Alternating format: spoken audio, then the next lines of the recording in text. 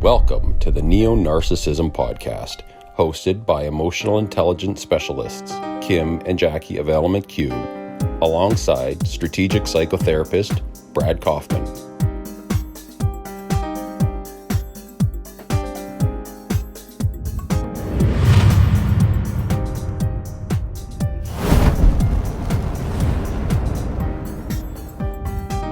For narcissists, they basically live within delusion. And those of us that are affected by them and who fall into their trap live in illusion. So then neither's really have their foot in reality of what the current situation actually is. Exactly. Yeah. Oof. Yeah. Chills. Does that give anybody else chills? Right, chills. Thinking about that. So the big word here is fantasies. Yes. On this one. Narcissists have this, public self, this private self, and this secret self. They're great at setting the stage. They're great at creating the fantasies. They believe these fantasies so much, like they believe them to be real. Narcissists are great liars. It's something that goes along with it, but they're the person they're number one lying to is themselves. And so they're so good at lying to others as well. They aren't trying to make that the truth. They really believe it's true. So, of course, anybody running into that or questioning that becomes like really the crazy person from their perspective. So like, I can't, this is so real.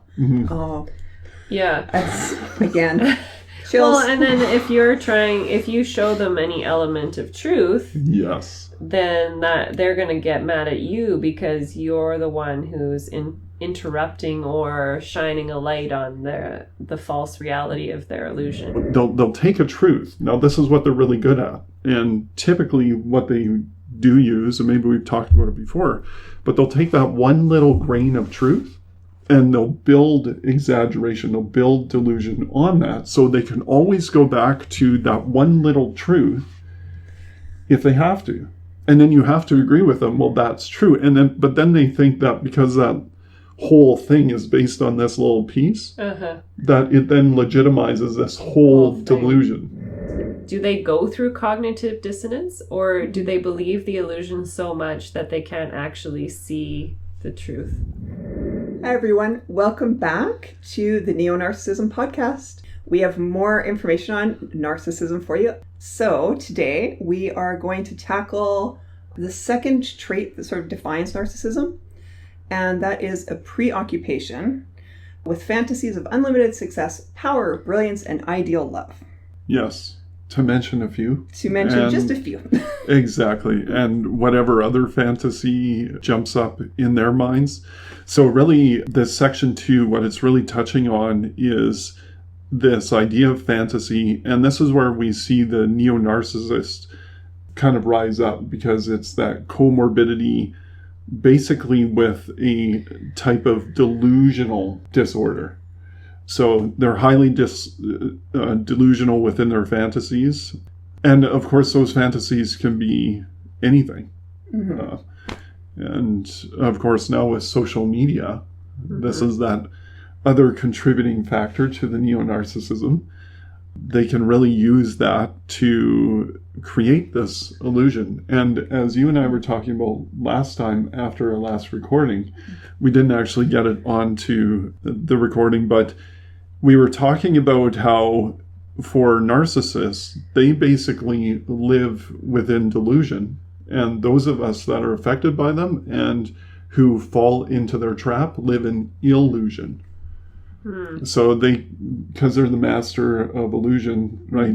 Their delusions become our illusion, and they know how to use this kind of delusional space to suck us in.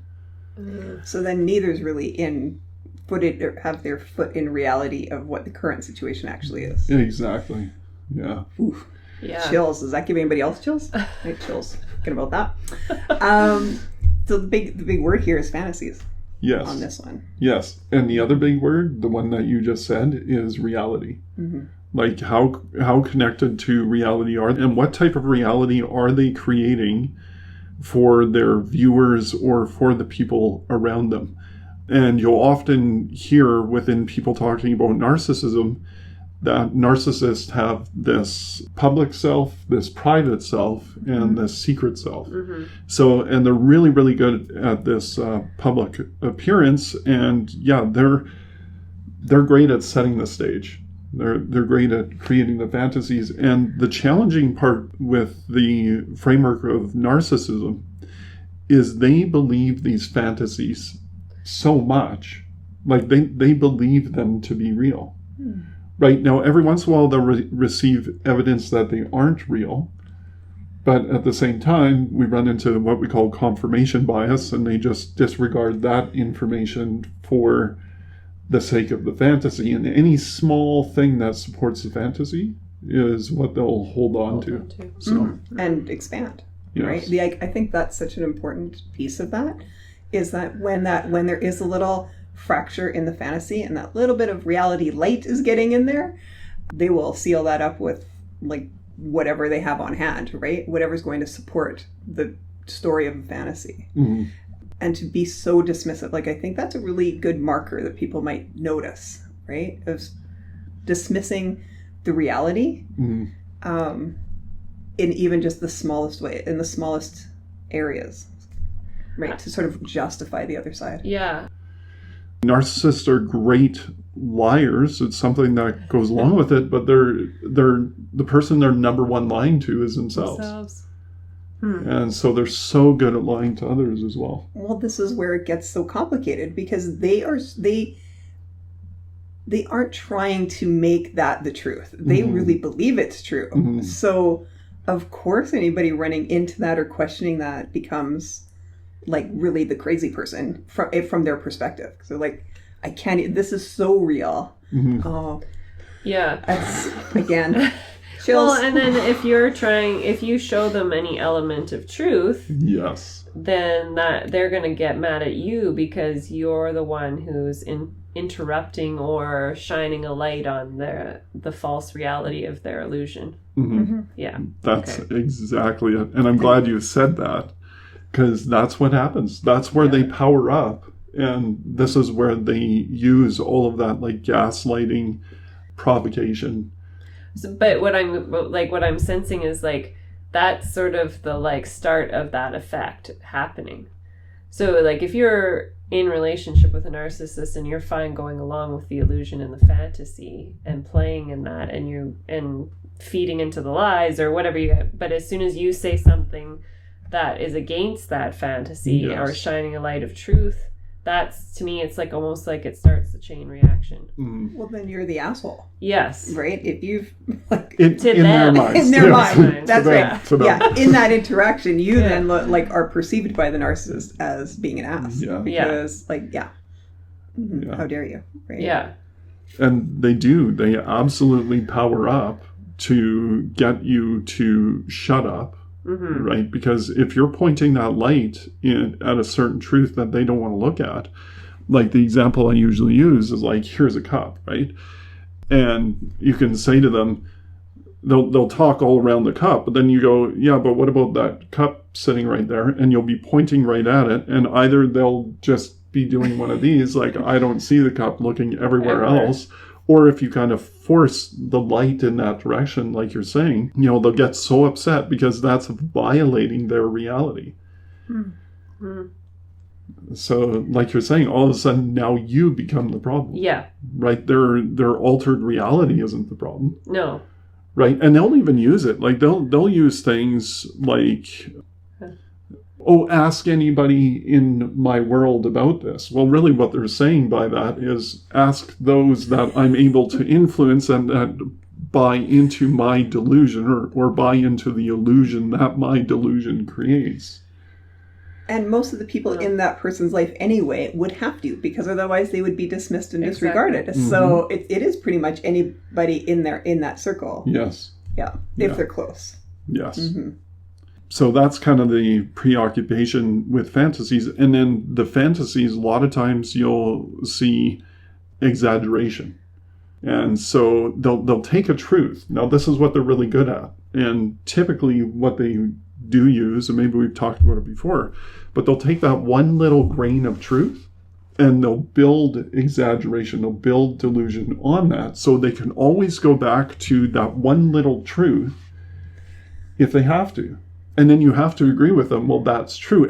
But then they think that because that whole thing is based on this little piece, that it then legitimizes this whole delusion. And yeah, it's just they crazy have a making. seed of truth, and then the whole tree is the fantasy. Yeah. Yeah. Yeah, it's this big black dead Tree. fantasy, Yeah. right? They think it's nothing real. great, but it's not producing any fruit whatsoever. You know? That's a really good image of it, though. Yeah, they think it's great. It's not producing any fruit, or any fruit that's going to nourish you in any way, shape, or form. Yeah. Poison apples. Yeah.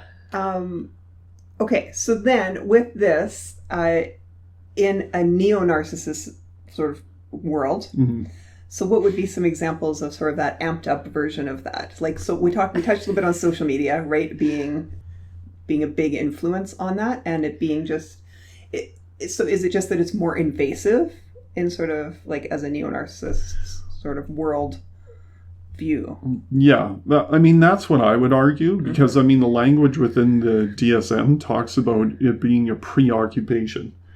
But this is like, it's not just a preoccupation with fantasy, it's a full-on delusion. Yeah. Right? And that's what makes it so neo-narcissist, is that it is that comorbid or that shared disorder. Yeah. In that sense. So it does take it to a whole nother level. Now, talking about social media, where you start talking about the sense of beauty or success or whatever, I mean, they get to present whatever they want to present. Yeah. I was going to say, it's still on this topic, but I'm going back to the sand and how they have a seed of truth there and then expand it out. And I'm finding it really interesting watching how that's happened in society just recently, if that makes sense. That comes from basing that stuff on the seed of truth. So it really is hard to argue against truth. And so, because if the person breaks it down to that point, you have no choice but to actually agree with them. Yeah. But then again, they use that as confirmation. Yeah. So then what happens when the illusion is broken, right? Like, maybe we should address that a little bit under this one. Well, do we want to look at that from a societal viewpoint, or do you want to look at that from an individual viewpoint? Well, I think we can start individual and then go bigger. Like normal individual or narcissist individual versus... Well, if you have some form of relationship with a narcissist, and one of these fantasies that is important and valuable and really big for them gets broken, like really broken, shattered, they can't really hold on to it anymore, then what would people maybe be looking at experiencing from that? Right. So the backlash, like I was talking about, you're definitely going to get some gaslighting where they're going to start challenging your reality. That's provocation. You're starting to get attacked for your reality. Like, they power up. They're trying to get you to buy that reality. And when I say power up, I'm sure you guys have experienced it too. Like, they will just raise the intensity. And aggressive. Exactly. Argumentative. Like, it almost like it goes from 0 to 60. Like, for no reason. For no reason. And what ends up happening is it doesn't make sense logically. You don't really know, as the person who said that, what you've triggered either. And then all of a sudden, it's so intense and so much that you then get like that off balance. You get thrown off balance. You get really confused. You start thinking it's all about you. Well, and they're that forceful. Yeah. They're that convincing. And then, of course, for those of us that like unity in relationship or like cooperative actions in relationship, we will be the one to kind of take this step down. Yeah. And if we don't, we can assert ourselves like a badass. But then all of a sudden you see them start to use passive aggressive techniques. So they either blow up or they just go completely silent. Right? If they're facing the strength of you being a badass, because now they know they aren't going to budge you or convince you into their delusion, and you aren't drinking the Kool-Aid, so to speak. Yeah. And you aren't interested in buying into the illusion either. So as soon as they do that, passive aggressive stuff comes into play. Like I'm saying, the silent treatment, they'll literally stonewall you, they'll ghost you, and it's quite impactful when you live in the same household as somebody ghosting you. Yes. Mm-hmm. Yeah. I was going to ask the question, so is a narcissist, neo-narcissist, do they go through cognitive dissonance, or do they believe the illusion so much that they can't actually see the truth? That is a really good question. I mean, and I think you're answering it in asking it. Okay. Right? So in a way, they do have, if they run into the reality, there is a part of them that will recognize it. And from what I've observed and listened to within my practice, is that they can acknowledge the truth to some degree. But when it creates too much dissonance, this is where they have to go to work to try to smooth that out. Okay. Right? They have to force the other person to believe the reality so that they can move back into the fantasy. Okay. So then they won't have any dissonance whatsoever because they don't tolerate dissonance or emotional intensity really well, which is ironic because a lot of them are emotional. They're emotionally intense people, and they can't tolerate emotional intensity. So the reality is they can't actually tolerate themselves. So funny. Which is so fast. So there's actually two pieces to this, because I think that's really important because often people who are quite empathetic will be drawn to a narcissist, partly because partly that they seem to be emotional human beings, and that's a bit of a draw. Yes. You're not interacting with somebody who's cut off, but it's not until later that you discover that that's it. It's not true emotional awareness or emotional intelligence. Yeah, it's sort of a weaponizing of the emotions for control. Yes. Yeah. I think for our listeners, if we can just give a little bit of a description of what cognitive dissonance is, it would be really helpful, because some people may not be aware of what that is. Sure. So essentially, cognitive dissonance is almost like an internal conflict where two things aren't adding up, and it creates a lot of, for lack of a better word, dissonance or discord within the person themselves. And it causes you to have to do some internal work, or have, like you're talking about, that emotional intelligence to be able to work through certain things or certain conflicts. So those of us that experience cognitive dissonance in the healthy space will recognize that, something needs to be resolved here. But, this is kind of tying into what you were talking about as well, is they have to control everything, just like you were saying. Like, they weaponize so that they can control. So if they can control their environment around them, there's no dissonance, right? So if they can make their environment reflect what their fantasy is, at least to some degree, then there is no dissonance whatsoever. Right. So then they have to go to work really hard to get everything around them controlled again. And what they're trying to do is control the external universe to match their internal universe. In some way, it doesn't even have to fit 100%, because they'll just find it fit 10%, so I can make that 100. Yes, exactly. It's a lot of work. I'm exhausted here. I know. It would be so exhausting. And to be honest, to understand someone with narcissism, their psychology, and this was helpful for me, as soon as I realized that they literally need to control absolutely everything, and this is where OCD, like obsessive compulsive type stuff, becomes a part of this as well. And there's another comorbidity that sits there, where these two things go line in line, and you can see they work so hard at controlling everything in their environment to line up to their fantasy. Yeah. Wow. It does sound exhausting. I really do still, I really would love to speak to somebody who self-identifies as a narcissist, honestly, just because I want to know from their perspective, what that experience is. Yeah. Maybe it's not as sort of intense as we on this side feel like it is. Well, and it may not be. Yeah. I mean, if you become used to... That's the norm. That's how you have to survive. You just do it to do it. It's not going to... But to me, that's just... I'm not used to doing that to survive, so that feels like a lot of work. Well, I have actually heard some say it is a lot of work. But the reality is, if they can get the right people in their lives that are doormatting for them, then it makes it so much easier for them. Yeah. Because they're doing their bidding for them, because, you know, those that actually love them want to ease their disruptions or their, you know, dissonance, whatever we want to call it. And so, yeah. And support their fantasies. Yeah. Yeah. Exactly.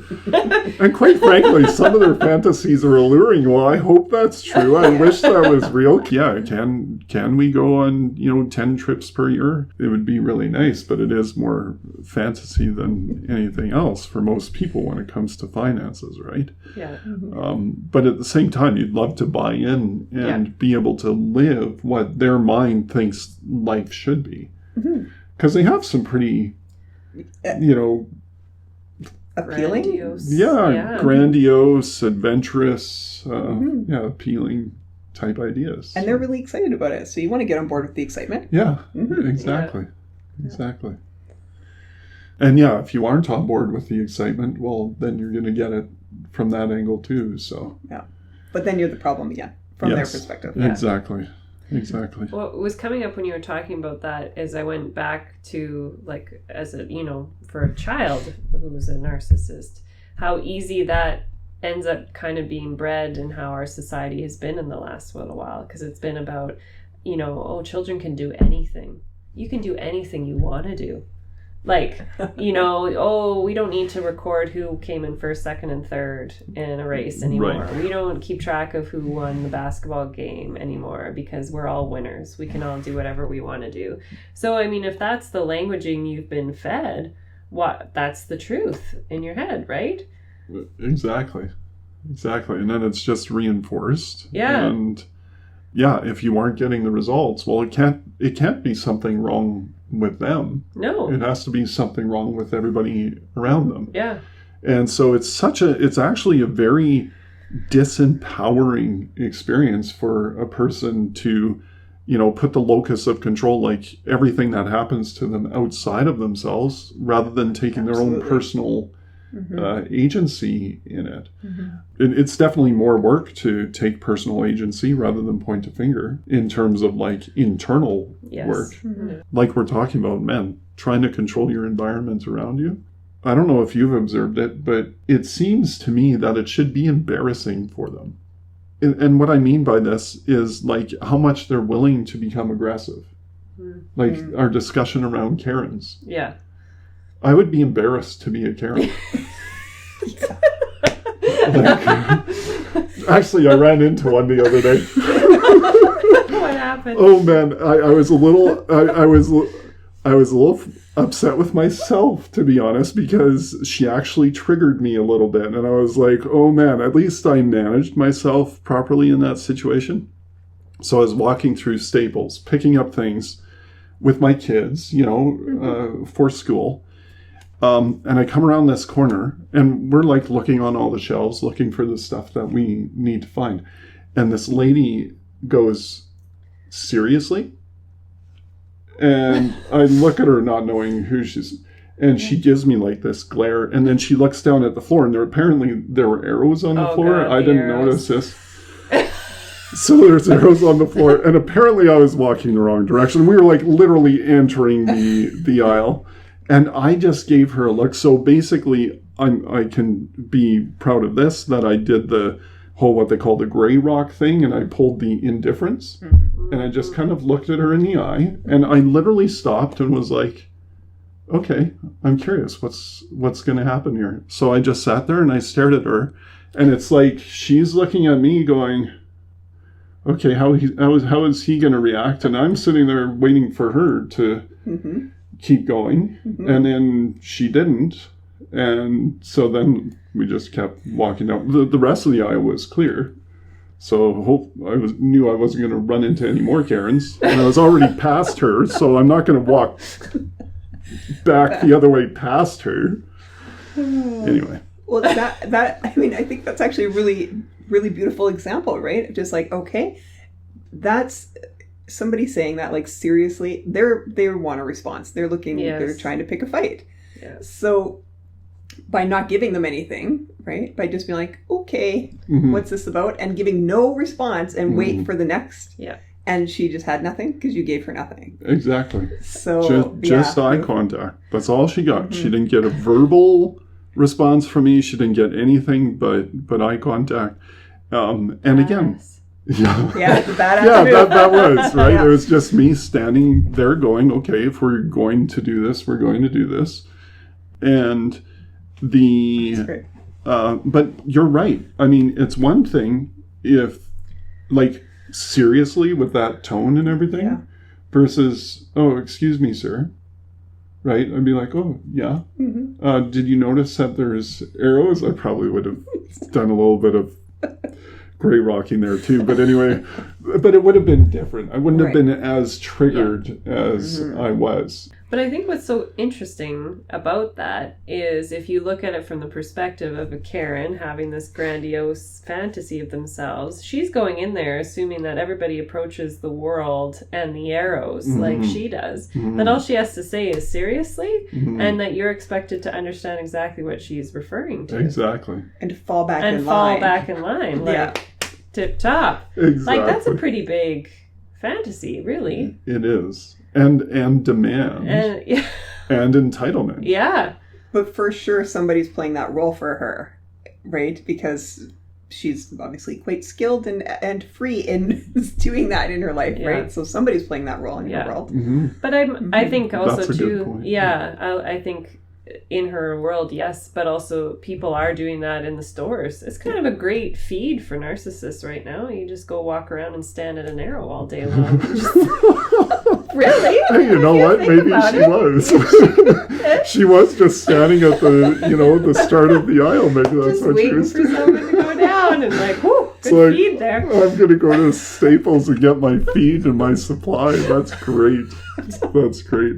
But Kim, you come up with a really good point too. Like, obviously they have these people in their world that are complying, conforming, and catering in this certain way that's reinforcing that fantasy that they totally feel comfortable. I'm not a small guy. No. Right? For the listeners, like, I'm 6'4", 200 pounds, and she wasn't a big lady. So that's a pretty bold move. She doesn't know who I am, and luckily I am who I am. She doesn't know your character. Exactly. Right? Imagine if it was some other 6'4", 200 pound guy that had male Karen. Male Karen and had anger issues. Yeah.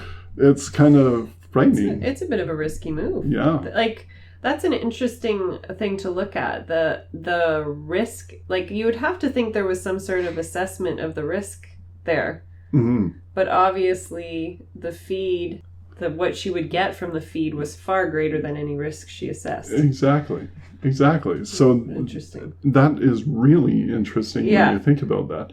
And it's interesting when you talk about these risky behaviors, because, when we think of this beauty and ideal love and brilliance, a lot of times, narcissists within the realm of sexuality are very risky in the choices that they make, based on that fantasy, trying to fulfill certain fantasies for themselves. And I met with people in my counseling room that you hear the type of risks that they're taking just for that supply. It's really remarkable. Yeah, I hadn't thought about that. That's like interesting to me, because look, like, were you standing when she made that comment to you? Oh yeah, I was like walking by.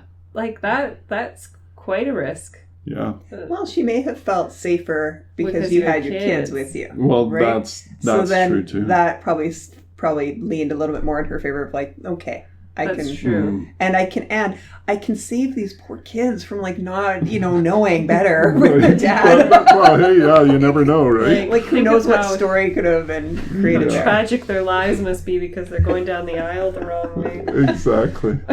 No. Well, and see, that's the interesting part. Like you're talking about, like what is their story? What are they thinking? What is their mindset? Like you're saying, like to them, arrows are like the biggest thing. At least to this lady, it seemed to be a pretty big thing. And to me, it was like the last thing on my mind. Yeah. Right? Single dad trying to find school supplies for 3 kids. I don't care about arrows. No. Right? It's not a priority. I care about it. Where are the highlighters? Yeah. So, yeah. And apparently sparkly pens, because that's cool in sparkly pens. junior high. Yeah. Seriously? Yeah. Nice one. So, You didn't quite sell it, Jackie. I know. Yeah, I that's pretty couldn't good. do it. I couldn't do it. Okay. so I kind of want a sparkly pen. I think that would be fun. yeah. Yeah. Well, they were on You sale. take it to the Karen's forehead and write, yes.